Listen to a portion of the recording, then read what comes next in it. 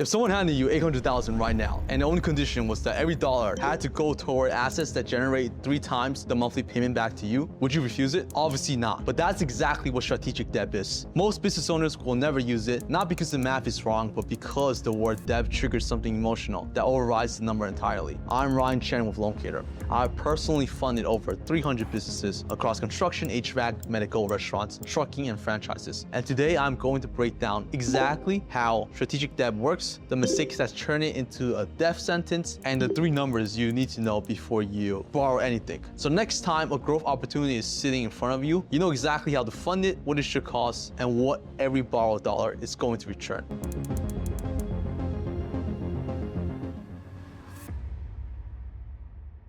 Now, 82% of businesses that failed did not fail because the product was bad or the service was lacking. They failed because the cash ran out. That is from a US bank study, and it has held consistent for over a decade. The revenue was there, the demand was there, but the money in the account was not. And when you trace back why, it almost always comes down to one of 2 things. Either the business took on the wrong kind of debt at the wrong cost and got crushed by the payments, or the business avoided debt entirely, ran out of runway, and could not capitalize when the right opportunity showed up. That is the paradox most business owners never think about. Debt is both the #1 reason business fail and the #1 reason they scale. The difference is not whether you use it, it is which kind, at what cost, and for what purpose. And that brings me to something that actually explains why so many business owners get this wrong. Researchers published a study in Management Science, one of the top peer-reviewed business journals, and they found that 56% of people find taking on debt unpleasant. And let me make that clear, not financially wise, unpleasant. Like an emotional reaction similar to how you would feel about a bill you did not expect. And when the same researchers offer participants a guaranteed profitable investments,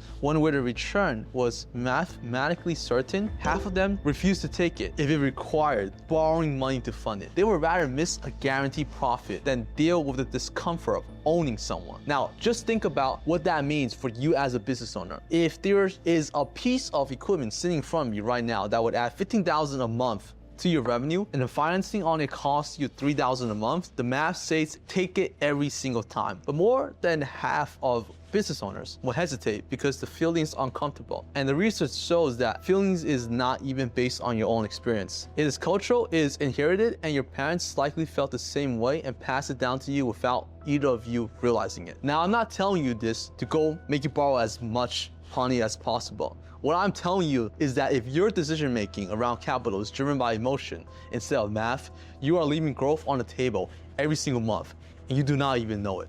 Because when that math is applied correctly, the results go back decades and they are not subtle. For example, Sam Walton, the founder of Walmart, started with $5,000 of his own money and $20,000 borrowed from his father-in-law to buy his first store in Newport, Arkansas in 1945. Throughout the 1950s, he borrowed from every bank he could find and used that capital to acquire one store after another. When he opened the first Walmart in 1962, he mortgaged his home and leveraged everything he had.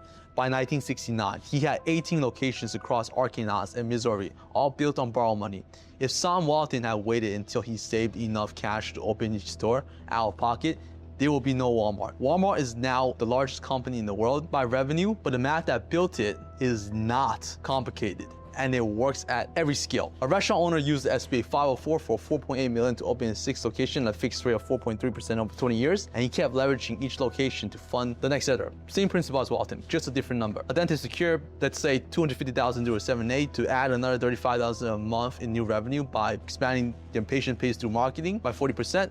Same principle. And HVAC contractor launching his entire company with a $750,000 SBA loan covering the facility, the equipment, and his first hire. The principle is identical. Borrow at a cost that is lower than what the asset return, and the debt pays for itself. Now, something I see all the time is that a contractor comes to us with $200,000 in cash on his own. That gets him 1 truck and 1 crew. But with an SBA loan behind it, that same $200,000 turns to 5 trucks, 5 crew, and 5 times the revenue capacity. Or you can use that same $200,000 as a down payment, borrow $800,000 on top of it through an SBA loan, and now you have 5 trucks and 5 crews doing work and generating revenue. That is leverage, and that is the reason your competitor who started the same year as you with the same skill is now doing 3 times your volume with the same amount of his own cash. And if you are already thinking about what your capital options actually look like, that is actually what we sort out with business owners every day at Loancator. There's a link in the description where you can fill out an application, and our team will break down exactly what you qualify for, what your rates would be, and what your cheapest path to growth capital looks like. Now, everything I should show you is the upside of using debt correctly. But the reason so many business owners get burned is because not all debt is the same. And the difference between the kind that scales your business and the kind that buries it comes down to one thing: your cost of capital. If you borrow 8% and the money you deploy generates a 20%, you are pocketing 12% on someone else's capital. That is good debt. But if you borrow at 60% effective APR through a merchant cash advance and your margins are 15%, you are losing money on every dollar you take. That is bad debt. And the worst part about MCAs is that most business owners who carry them do not even know what they are actually paying. MCAs are structured with factor rates instead of interest rates. So 1.35 factor rate sounds manageable until you sit down